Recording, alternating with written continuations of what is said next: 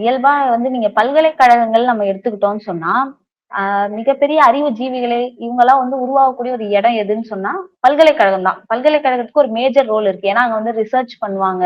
அதேபோல நீங்க பல்கலைக்கழகம்னா நம்ம வெறும் ஆர்ட்ஸ் அண்ட் சயன்ஸ் மட்டும் பார்க்கக்கூடாது. மெடிக்கலா இருக்கலாம், இன்ஜினியரிங்கா இருக்கலாம். அப்போ வந்து அங்க ஒரு ஒரு நிபுணர்களை உருவாக்கக்கூடிய ஒரு மிக முக்கியமான இடம் வந்து பல்கலைக்கழகம். அப்போ வந்து அந்த பல்கலைக்கழகம் இன்னைக்கு முழுக்க முழுக்க தனியாரிடம் சென்று விட்டது அப்படின்றத சொன்னா, அது வந்து நிச்சயமாக கல்வியில பாதிப்பை ஏற்படுத்தும். இன்னைக்கு ஏன்னா ஒரு ஸ்டூடண்ட் வந்து ரிசர்ச் பண்றதுலயோ, மற்ற எல்லா விஷயங்களும் எவ்ளோ சிரமங்கள் இருக்கு.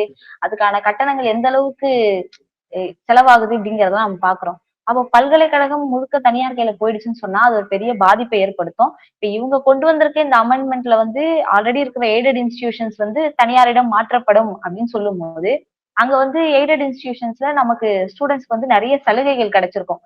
ஸ்காலர்ஷிப்ஸா இருக்கலாம். அதேபோல மற்ற பலன்களா இருக்கலாம். அது தனியாராக மாற்றப்படும்போது, அதே பலன்கள் அவங்களுக்கு கிடைக்குமா? அப்படின்றது ஒரு மிகப்பெரிய ம். ஒரு கேள்விதான். நீங்க எத்தன பிரைவேட் காலேஜ்ல படிக்கிற ஸ்டூடண்ட்ஸ் ஸ்காலர்ஷிப்ஸ் வந்து வாங்க முடியுது அப்படின்னு பார்த்தா, கிடையவே கிடையாது. ஏதாவது அந்த காலேஜே ஒரு ஸ்காலர்ஷிப் வச்சிருந்தாலும், அது வந்து சரியா போய் மாணவர்களுக்கு சேரவே சேராது. பெரும்பாலான மாணவர்கள் ஸ்காலர்ஷிப் இல்லாம தங்களோட சொந்த பணத்த கட்டி தான் படிக்கக்கூடிய ஒரு நிலை என்பது பிரைவேட் இன்ஸ்டிடியூஷன்ஸ்ல இருக்கும்.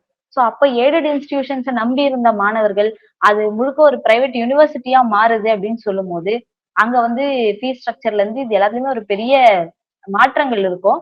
அதை வந்து எதிர்கொள்ளக்கூடிய ஒரு சூழல்ல எல்லா மாணவர்களும் இருப்பாங்களா? எல்லா தரப்பு மாணவர்களும் இருப்பாங்களா? அப்படின்ற கேள்விய நம்ம முன்வைத்தோம்னா, அது நிச்சயமா கிடையாது அப்படிங்கிறது தான் நம்ம பார்க்க வேண்டியிருக்கு.